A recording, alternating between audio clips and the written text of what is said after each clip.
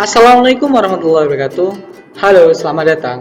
Nah, di video kali ini saya akan memenuhi tugas ujian tengah semester dari mata kuliah Tata Niaga Produk Agribisnis terkait analisis tata niaga produk agribisnis beras di Desa Telang, Kecamatan Kamal, Kabupaten Bangkalan.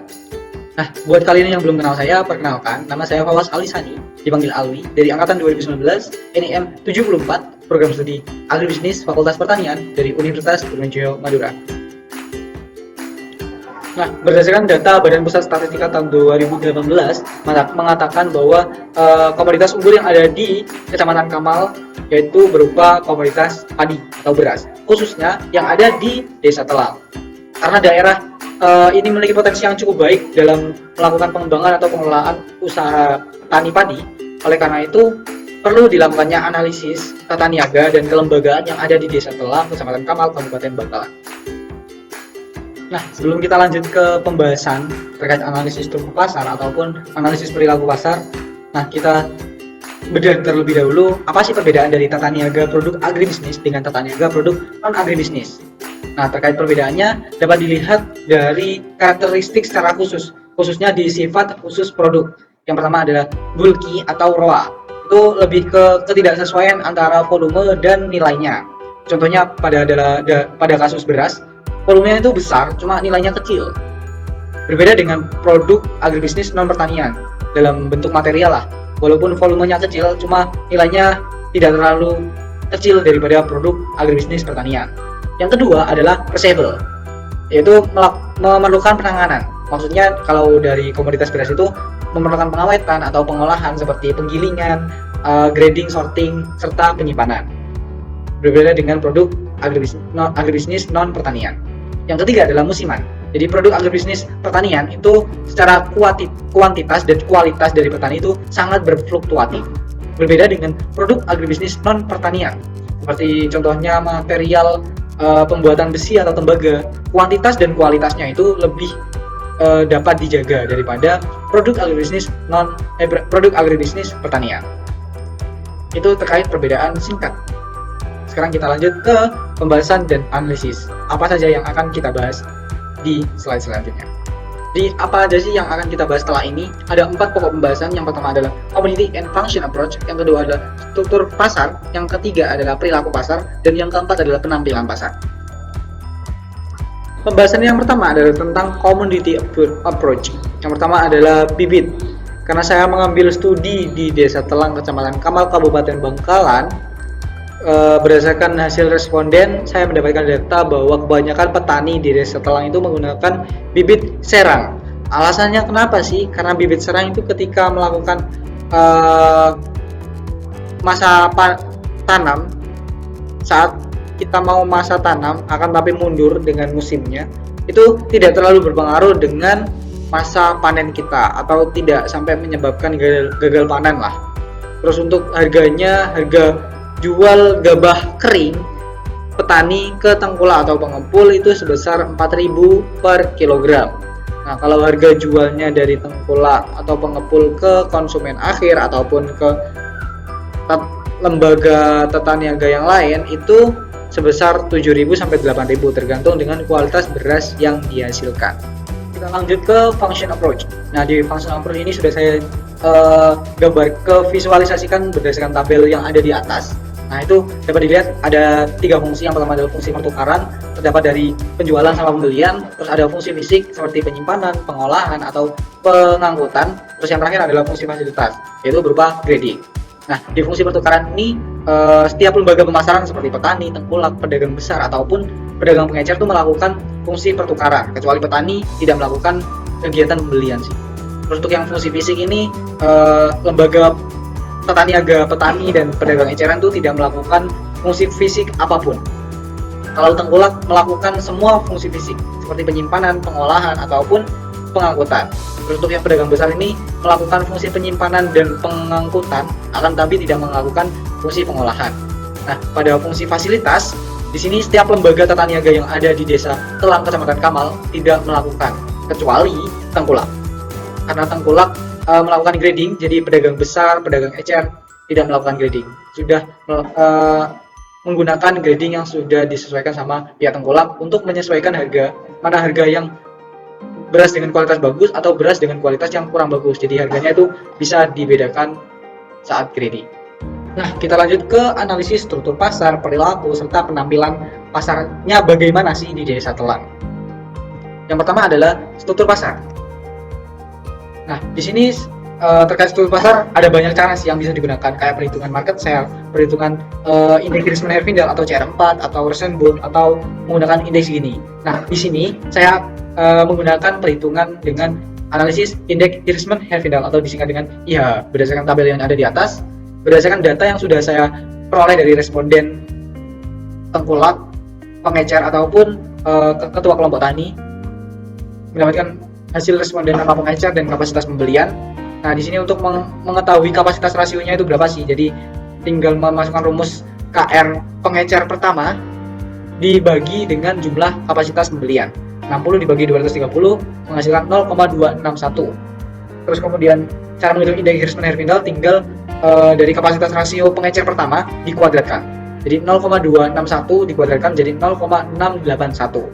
Nah, jadi untuk akumulasi indeks Hirschman-Herfindahl tinggal diakumulasi aja dari nilai indeks Hirschman-Herfindahl pengecer pertama sampai indeks Hirschman-Herfindahl pengecer yang terakhir, sehingga didapatkan 0,21.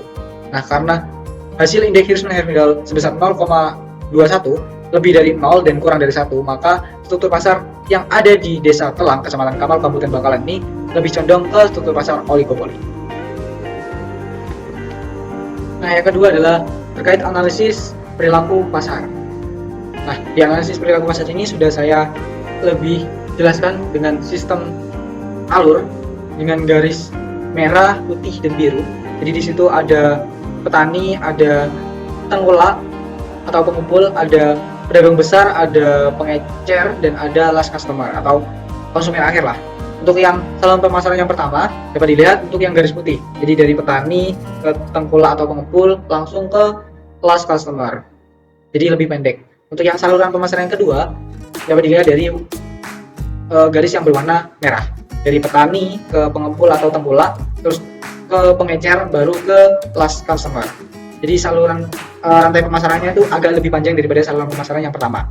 Terus yang saluran pemasaran yang ketiga warna biru, jadi dari petani ke tengkulak atau pengumpul, atau langsung ke dari pengumpul bisa langsung ke pedagang besar antar kabupaten.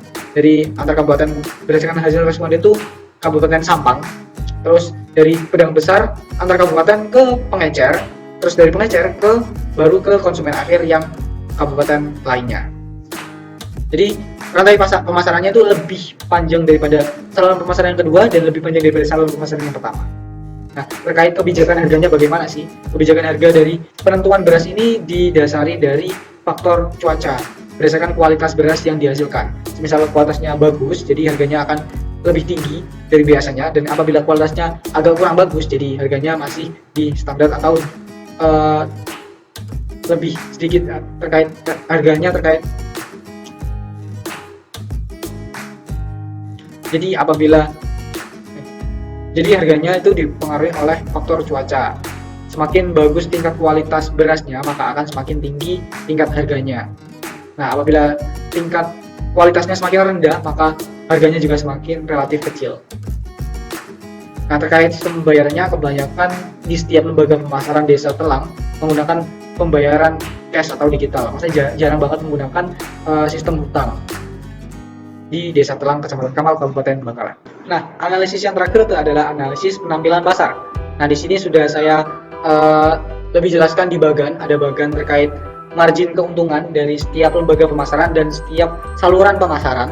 Ada dari yang pertama adalah dari petani dengan harga jual gabah kering itu sebesar 4.000 sama di setiap saluran pemasaran. Terus ada yang tengkulak, mulai dari harga belinya itu sama seperti harga jual dari petani di saluran pertama ataupun sampai ketiga. Terus di biayanya ada biaya penggilingan sebesar Rp300 itu per kilogram di saluran pertama, kedua atau ketiga.